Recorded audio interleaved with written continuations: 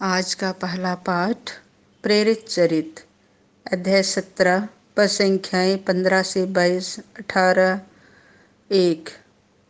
आप अनजाने जिसकी पूजा करते हैं, मैं उसी के विषय में आपको बताने आया हूँ।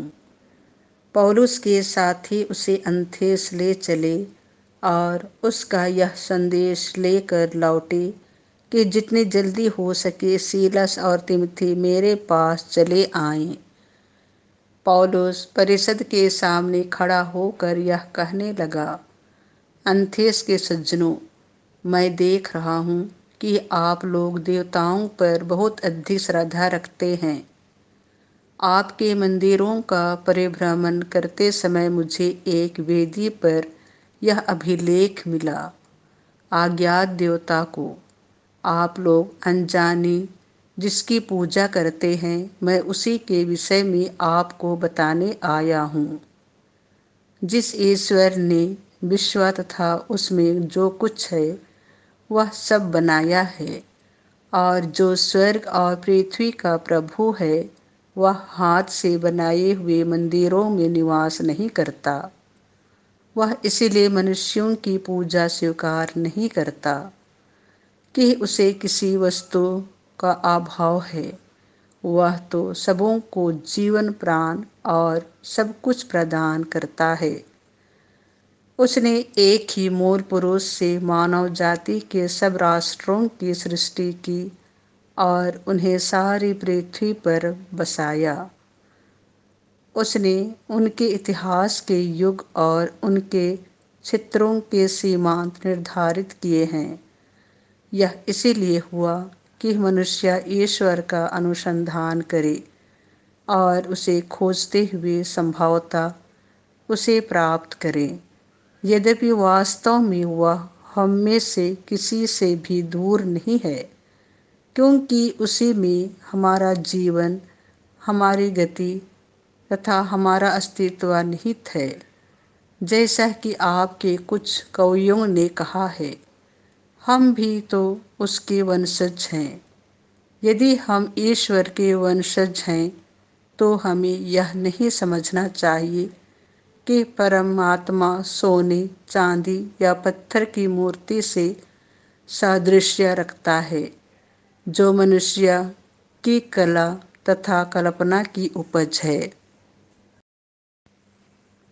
ईश्वर ने अज्ञान के युगों का लेखा लेना नहीं चाहा, परंतु अब उसकी आज्ञा यह है कि सर्वत्र सभी मनुष्य पश्चाताप करें, क्योंकि उसने वह दिन निश्चित किया है जिसमें वह एक पूर्व निर्धारित व्यक्ति द्वारा समस्त संसार का न्यायपूर्वक विचार करेगा। ईश्वर ने उस व्यक्ति को मृतकों में से पुनर्जीवित कर सबों को अपने इस निश्चय का प्रमाण दिया है।